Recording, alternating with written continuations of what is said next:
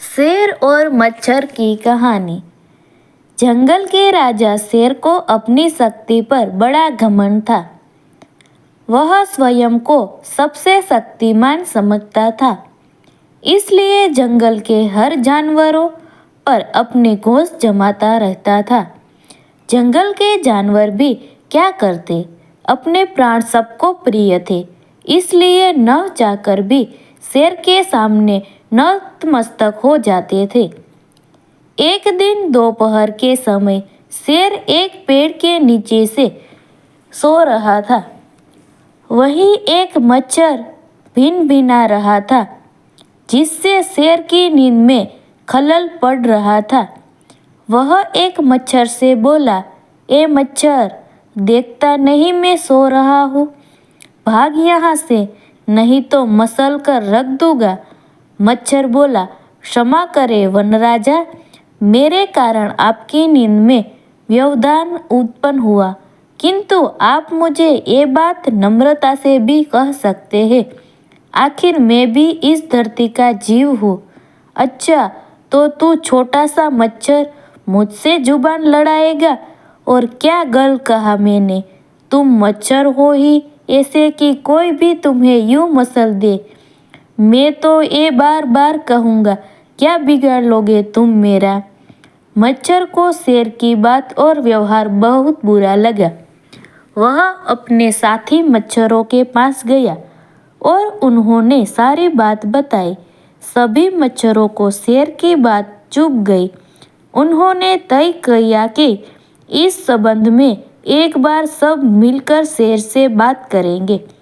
सभी मच्छर शेर के पास पहुँचे और बोले, वनराजा, हमें आपसे बात करनी है, जल्दी बोलो, मुझे तुम जैसों से बात करने की फुर्सत नहीं है।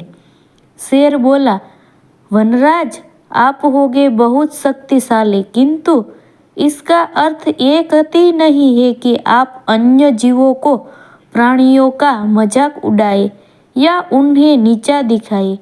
मच्छर बोले, मैंने जो कहा सच कहा। मैं सबसे शक्तिशाली हूँ और मुझे कोई हरा नहीं सकता। घमंड में चूर शेर गरजा। ऐसा नहीं है, अगर आप शक्तिशाली हैं तो हमसे भी इतना सामर्थ्य है कि आवश्यकता पड़ने पर हम किसी का भी सामना कर सकते हैं और उसे हरा सकते हैं। हम आपको भी हरा सकते हैं। मच्छर भी चुप न रहे। यह सुनकर शेर हंसते हुए बोला, तुम लोग मुझे हराओगे? तुम लोग की इतनी हिम्मत कि मेरे सामने आकर ये बात कहो? मेरी शक्ति का अंदाजा नहीं है तुम्हें, अन्यथा ऐसा कभी नहीं कहते। अभी भी समय है, भाग जाओ यहाँ से, नहीं तो कोई नहीं बचेगा। शेर के घमंड ने मच्छरों को क्रुद्ध किया। उन्होंने ठान लिया कि इस शेर को मजा चखाएंगे, कर ही रहेंगे। वे सारे एकजुट हुए और शेर पर टूट पड़े। वे जगह जगह उसे काटने लगे। वह दर्द से कराह उठा। इतने सारे मच्छरों का सामना करना उसके बस के बाहर हो गया था। वह दर्द से चीखता हुआ वहाँ से भाग गया, लेकिन मच्छरों ने उसका पीछा नहीं छोड़ा। वह जहाँ भी जाता वे भी उसके पीछे जाते और उसे काटते। आखिरकार शेर को झुकना पड़ा। उसने हार मान ली। वह मच्छरों के सामने गिड़गिड़ाने लगा, मुझे बख्श दो, मुझसे गलती हो गई। जो मैंने तुम्हें तुच्छ समझकर तुम्हारा मजाक उड़ाया और तुमसे बुरा व्यवहार किया, आज तुमने मेरा घमंड तोड़ दिया। अब मैं कभी किसी को नीचा नहीं दिखाऊंगा।